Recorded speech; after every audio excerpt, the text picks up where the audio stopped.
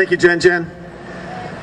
You know, I'm the only candidate, it's a newbie that's had an opportunity to speak to you all today. And I have to take a couple of seconds just to thank the Tea Party for putting this all together and giving me the opportunity to address you all.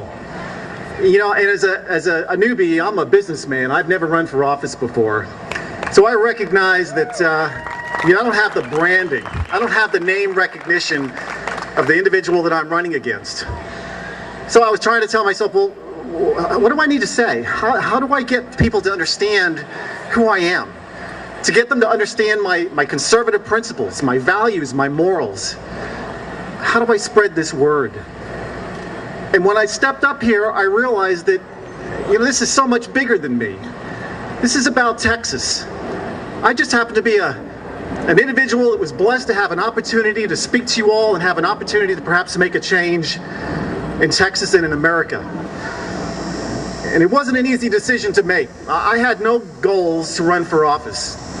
I've started my company 19 years ago in my dining room. I have a wonderful wife, I have a nice family, and things were good. And when someone asked me from the Republican Party actually to run against a rhino, I was hesitant. But I realized that our country and our state is at a crossroads. And my father and my wife's father, they fought for our country. And, you know, I think about our forefathers, and it really wasn't that many generations ago that they stepped up and they risked their lives, their fortunes, and they went to battle with muskets to fight against an oppressive government that didn't listen to the citizens, to Americans, and they fought for our freedoms and our liberties. And unfortunately, it seems as though history has repeated itself. That once again we have an oppressive government that is enslaving its citizens with taxes and rules and regulations, and they're not listening to us, and they're pushing bills through that they haven't even read. And I realized it was my patriotic duty to step forward and perhaps take the battle and take some bullets, if you will. But this is a birth-given right that we have today. We still have the right to vote. And on March 2nd, March 3rd, when the primary arrives, I will be battling against an individual that thinks he's invincible.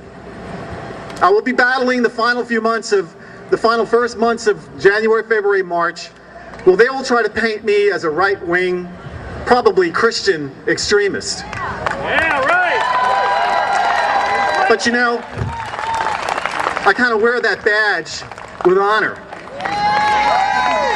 So if that's the best that they have to throw at me, let it come on. My favorite movie is Mel Gibson's The Patriot. And there's a scene in that movie where Mel Gibson's son enters a church, and he goes to the townspeople, and he's looking for individuals to step up and fight for our freedom and our liberty. And they're all silent, as we've been silent for too long. And his girlfriend gives an impassioned speech. And she says to the church followers, "You all are as ardent patriots as I. Will you now, when you are needed most, stop at only words? I ask you that you act upon the beliefs of which you have so strongly spoken, and which you so strongly believe." This passage may have been spoken at the foundation of our country when they signed the Declaration of Independence. And it holds true today, because I'm asking you all, as a humble businessman running for office for the first time, that you step up, you no longer be idle, and you vote in the primary, that you give us an opportunity to bring conservative, social and fiscal conservative values down to the House of Representatives. And as it was mentioned earlier by Diane, who, by the way, talked me into running, it's pretty hard to say no to her. She made the comment about, as California goes, so goes Texas. Well, you know, let's look at the big states in our country.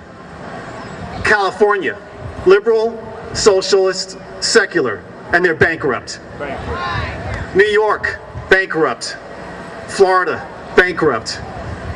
So Texas now, for the first time, could truly take a leadership position in the direction of our country. You know, we're a $1 trillion economy. If we were a country, we'd be the 15th largest country, economic powerhouse in the world. Texas created more jobs in 2008. 70% of the jobs were created in Texas in the entire nation. Because of who we are, we have the ability to control and affect the curriculum that our children are being exposed to. Now, I don't know about you, but when you look at the textbooks and you hear the lectures that our children are being exposed to, it's secular in nature. We have the ability, because of who we are in Texas, to drive that to the right-wing, conservative, democratic, capitalistic philosophies. So I ask you, as I go into this battle, to stand with me. To stand with me as I battle for you to reduce taxes, for limited government, for family values, so that our parents have the opportunity and the rights to determine the best interests of their children. I ask you to stand with me when I fight to protect our borders and ensure that not only our state, but our country maintains its sovereignty.